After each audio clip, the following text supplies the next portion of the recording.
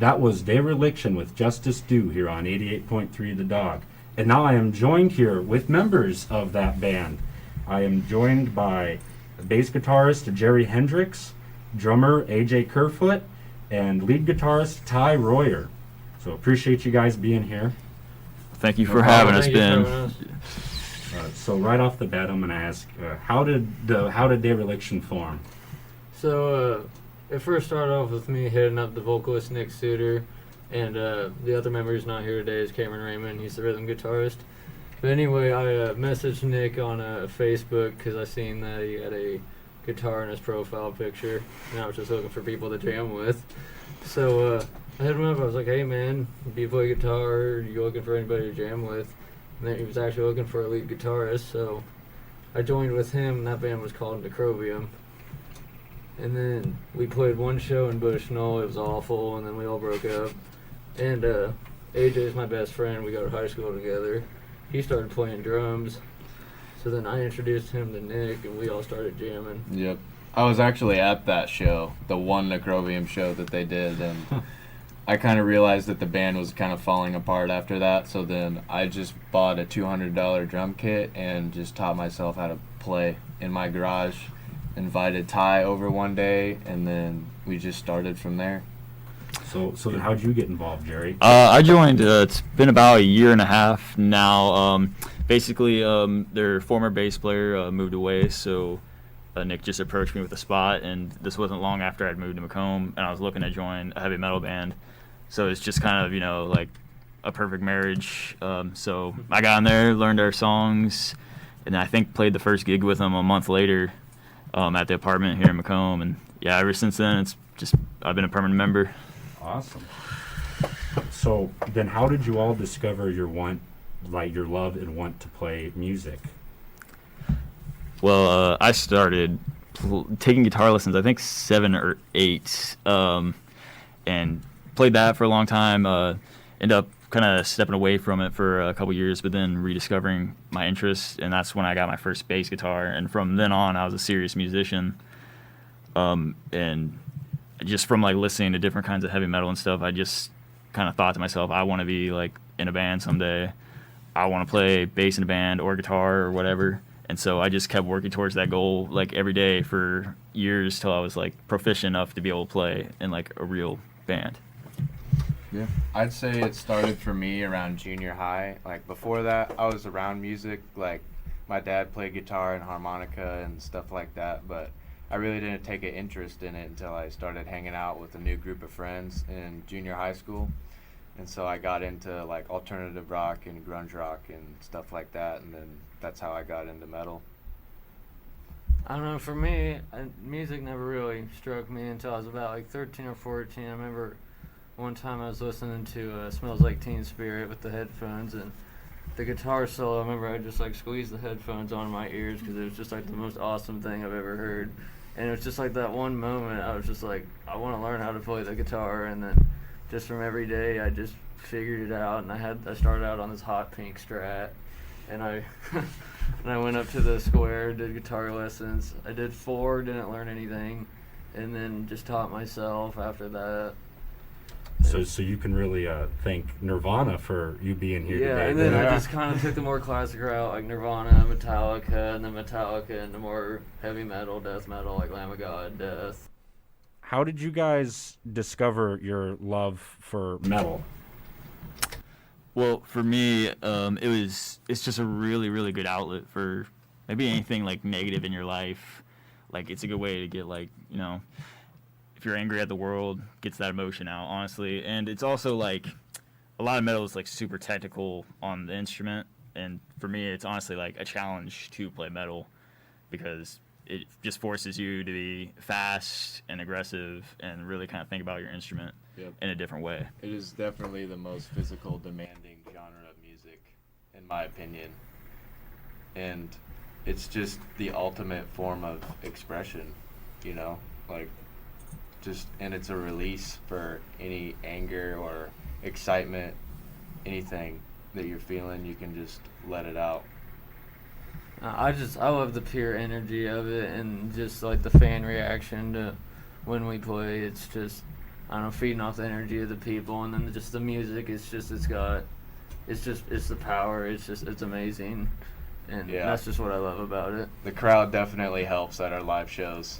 You know, I can agree with that. Haven't been to live shows. we feed off their energy, and then it feeds back to them, and then it's just back and forth, and then. And that's what's felt good lately. It's like, sometimes being a metal band, we think like we're gonna be too much at some places, but no, we'll play and people are just like, yeah, and start headbanging and doing crazy stuff, and it just makes us feel great. Yeah, people really love it when we're like really genuine. Like, yeah, we're really aggressive and stuff, but it makes us feel better, and I think people honestly like to see that, like every now and then, like a break from maybe like always hearing country or rap. They want some more.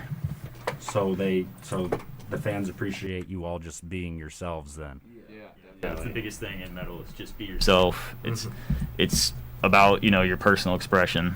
That you're not selling out to anybody. You're doing what you Right. want to do and making the music you want to hear. We play what we want to hear rather than what's popular out there that everybody else wants to hear. Stick it to the man, right? Right. Right. To be able to play metal, you guys have to have gear, of course. So what is your guys' go-to setup for either recording or playing live shows? Well, for recording at the studio, we run DIs, so that's just a direct input into a program, and then we just program our guitars on amp simulators, and that just helps out with being like keeping the tones very clean, very easy to mix, and it's easy to work with. But for live, I run a Jet City 212 with an orange rocker tear head with a tube screamer, so then it's a really aggressive metal tone. It's got like really good screaming leads. So then what guitar brand do you favor? and then I love Ibanez all the way. I have two Ibanez's. I have a 2004 Ibanez RG with a whammy bar, so I can do all the crazy dime bag stuff. And then I have a black kind of Ibanez X guitar, and it's pretty wild because we play in two different tunings. Okay. So I use the two to switch. So then as a drummer, what is your go-to setup for your kit? Well, my kit is a Gretsch kit, and I have a 22-inch kick drum, and I got 12, 13, and 16 toms, then a 14-inch snare with ZBT class cymbals. So ride, 2 crashes, hi-hat, and then I have a Sabian Holy China. So why do you choose Gretsch? Well, simply because that was the first drum kit I bought, and I can't afford another one right now. So that's all there is to it. So then holding things down on the bass end, what's your go-to? In Dereliction, I use a 5-string Schrecter Diamond Series, tuned a whole step down. As amp-wise, I have a PVT&T 110. That just amp, it's really just gives me like the punchy sound that I want for metal, like very aggressive but like also clean. And then I have a pedal board also that kind of gives me like some distortion at certain moments for songs when I feel like I need to use it. But usually I'm running like a clean tone. It's just super punchy, but I mean, like anybody that's ever played a Fender knows you can make a Fender Precision sound any way you want. So that's always a good backup. So then what is everybody's ideal style? Like, do you, as a bass guitarist, do you use your fingers? Oh, I fingers only. I mean, you're not a bass player if you pick. I just got to be honest, But yeah, I pick. I mean, I really just super aggressive and fast. I mean, it's taken me a long time of just spending time with a metronome to just be able to move my fingers back and forth quickly and evenly. So I'm just going for a sound that's super aggressive and punchy. I kind of think about the bass a little bit differently, almost from like a guitar perspective, considering that was like my first instrument. So you guys have a published EP out titled Justice Due. That is correct, yes. So how does it feel to know that you guys are a published band? Well, It feels pretty good, and we're definitely really proud of that, but at the same time we realize that there's a lot more work that we need to do, so we always stay focused and don't showboat too much. Right, but people have definitely taken us a lot more seriously now that we've gotten the album out and we've played shows and they've seen us and we're serious and we're not a joke, and that's felt good. So We've leveled up from the garage. I mean, although we still rehearse in the garage, we're not just a garage band anymore. Having that EP under our belt, I mean, it was a great feeling just to have something to show for ourselves. We've been going to rehearsals multiple times a week for a long time, and to have all that work pay off, have something to show for it. I mean, I feel like a big thing taken off the bucket list for us as musicians. So how long did it take for you guys to write the EP? Well, I would say about a year, like all combined. Like we didn't work for a year straight to write it, but just every now and then put some more pieces on a song, complete a song here and there, and then just pick the best batch of stuff that we have, and we record each song one at a time. We take a trip down to Mason, Illinois, and record each song, and then go back, and just until we had 5 songs. And then we put that Shout on. out to our producer Kyle Bissell. He's been awesome. He's helped us record everything. Really knows what he's doing and been a great role model for the band. Yeah, he does great work. So then how does the band go about writing their songs? How do you guys, what's your process? Well, it usually starts with like just a riff. Like it usually starts on the guitar. Somebody will come up with a riff, and then you'll bring that into the rehearsal room, and somebody will be like, "Hey, that's cool. I think this would sound good with it." So you write another riff that goes with it, and then eventually you have like enough riffs to make a song, and then we just kind of pass it around from there. Like I'll write my bass parts after we have like a skeleton, and AJ will write his drum parts, and Ty will write all his guitar parts. right, and then it just all kind of comes together, and then after that, like the songs just kind of mature over time. Like it'll be a kind of like a prototype song, and then we just kind of keep adding on to it over the months as we keep rehearsing it. We're like, actually that doesn't sound good. We'll throw it out, change it. And So just a lot of tweaking then. yeah, Yeah. so, and that's the thing is the more time you let songs mature, the better they come out in the end, rather than like trying to rush a song and record it. Yeah. Like giving them time really helps. A lot of trial and error. Yeah, I mean, we spend a long time rehearsing a song before it ever gets recorded. I mean, we probably play the songs, 1,000 times before it ever. Easily. Yeah. I mean, that's important just to make sure it's as tight as possible and we're bringing the best product to our fans. Mhm. But there's definitely not like a formula or a rule book that we go by when we write songs. And that's like the same as for a lot of other bands too when they write songs. It usually starts with a guitar riff that sounds pretty cool, and then just we keep building on from there until it becomes a whole song. So how do you know when you guys have the song? Like what is it that just lets you know that this is it? Well, it's just like when we finish it for the first time, we're all just smiling and sweating Yeah. because we've been trying it for 4 hours. We're just, it just sounds good, and we're just like, wow. When like, we finally get through it we all, got it, and you we know. look at each other like, yep, that's a banger. So I understand you guys have a live show coming up here in Macomb on the 30th of this month. Yes, sir, Yes, that's sir. correct. At the cafe. It's 8 West Side Square, Macomb, for those of you who are interested. Come check these guys out. So what is a live show like for you guys? Well, Chaotic. it's been a little bit different since COVID came around. The live shows that we've had, we people were spaced out. We want to make sure our fans are safe. We don't- Chaotic at a distance. Yeah, right. Mosh in your own bubble, But before all this bad stuff started happening, it was extremely chaotic. Like moshing, people roughhousing, headbanging. I mean, we really loved to get the crowd going. I mean, we still do in a different way, So I know you guys said it before, and you just got to feed off the crowd's energy. If the crowd doesn't Yeah. have energy, the band won't. Right. If the crowd is just kind of standing there like, who are these guys? This is boring, Yeah. It's not as fun for us, We like to feed off the crowd. Yeah, we get wild. We headbang a lot, And that's the thing, is like when the crowd sees us being ourselves, headbanging, being crazy, it makes them almost feel comfortable to headbang and be crazy because, they don't experience something like that really ever. And then, Yep. we bring it to them. And especially here in Macomb, there's really nobody who sounds like us, especially in the local area. definitely. I think we're definitely the heaviest band in the Macomb scene. Macomb's never had a band this heavy before. No, oh no. So, do you just play your music, or do you guys play other bands' music as well? Oh, we play covers. We actually started out playing a lot of covers, actually. Like our first show, I think we played all covers except for one song. So we kind of started out as a cover band, but we knew that that's definitely not what we wanted to do.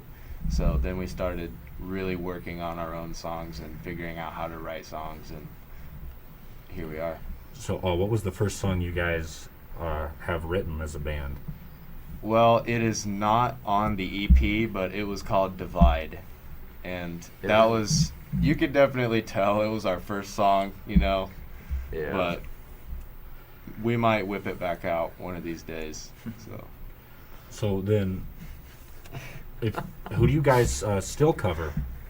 We cover songs by Lamb of God, Metallica, a band called Death, and we've covered Black Sabbath before. Alice in Chains. Alice in Chains. And there's one more. I think that's about it. Pantera? Yeah. Pantera, Metallica. Yeah. Yep. Pantera, definitely. I'd like to ask you guys now about who are your influences? Like, who influenced you to play like you do, and just who do you enjoy listening to? As of right now, my main influences should be like Willie Adler, Mark Morton from the band Lamb of God, Chuck Schuldiner, the frontman and lead guitarist of Death. His style, I just found it was just so different than all other kinds of metal, and it was just such like a unique, and it was almost kind of like the beautiful side of death metal, you know. And like his use of like the harmonic minor scale, I really studied that and really tried to incorporate it into Dereliction's music. And he was a really huge influence on me. Well, for me, I started out with more punk style drumming, so drummers like Dave Grohl and Sean Kinney, you know, the alternative side. And then as I kept progressing as a musician, I started getting into more faster and more technical style of drums rather than just beating the crap out of them, you know. And my main influences for this band, I would say, are Dave Grohl, Chris Adler from Lamb of God, definitely, Gene Hoglan, Pete Weber from Havoc. All those guys are great.